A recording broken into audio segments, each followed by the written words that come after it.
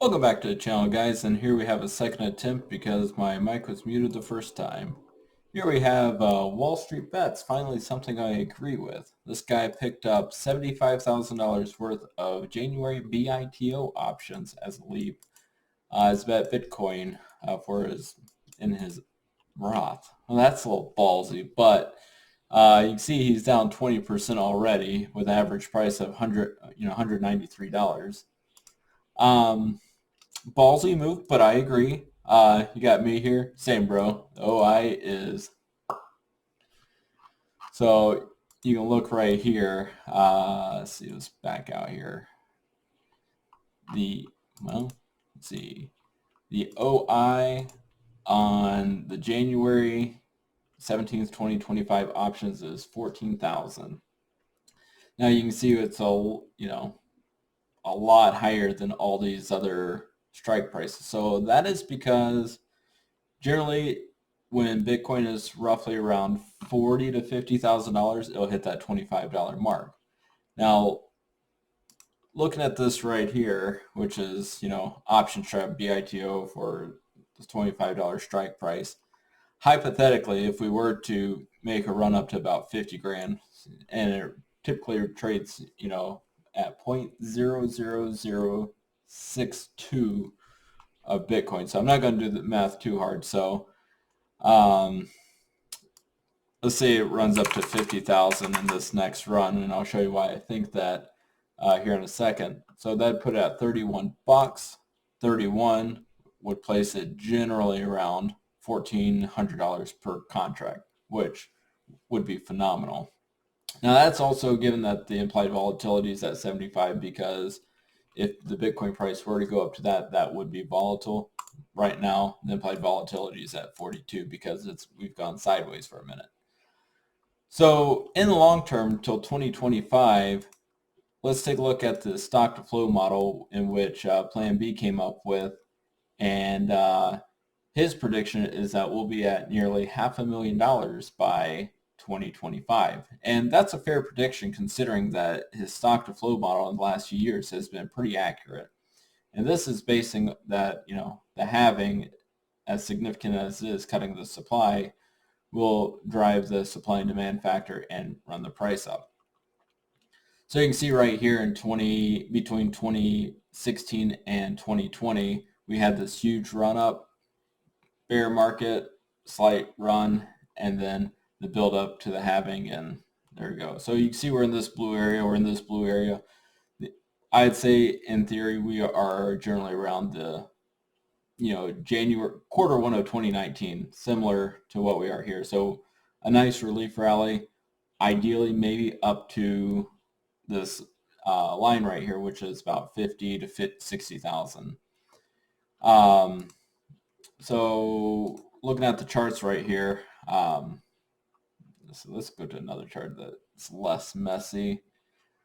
So you can see where we broke out of this downtrend here, and we are actually breaking out right now. We're about to set a higher high. We just busted $24,000.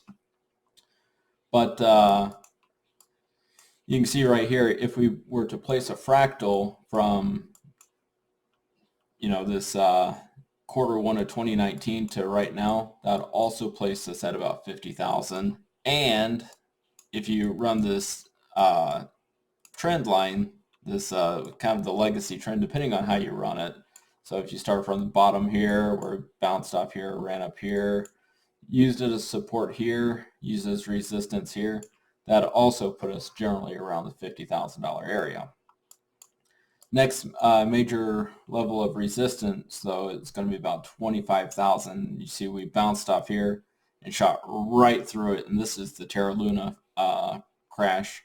And then obviously right here is the FTX crash. So we're finally above all that.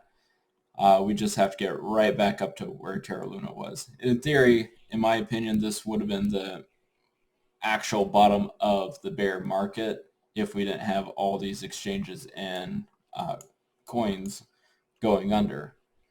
So in the future, for the next bull cycle, where the halving falls generally April, May of 2024, putting us in that area of $500,000.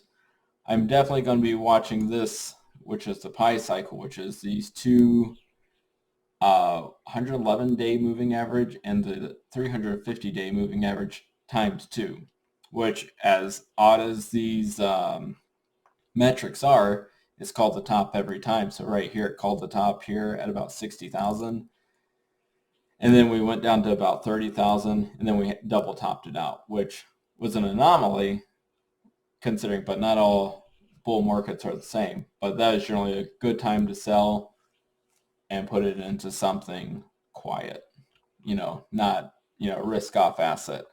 Called the top here in 2017 and called the top here in 2013, and a couple of other tops as we moved up as Bitcoin was developing.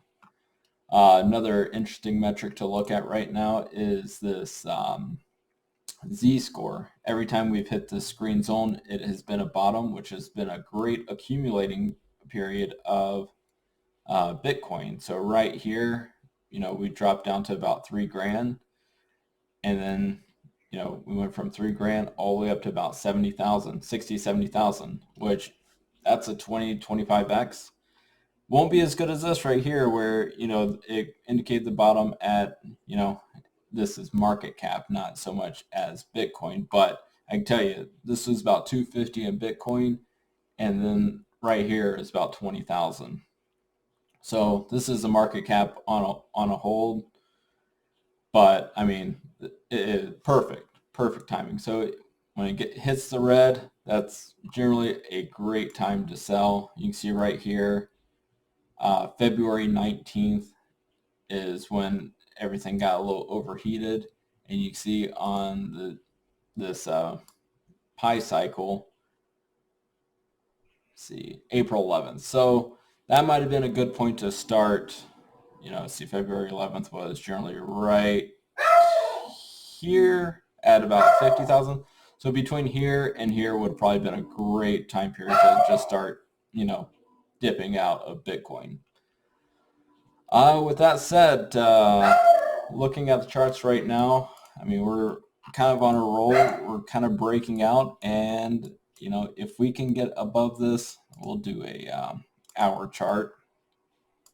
And you can see we kind of bounced off that line of resistance there, but we hit 24,390.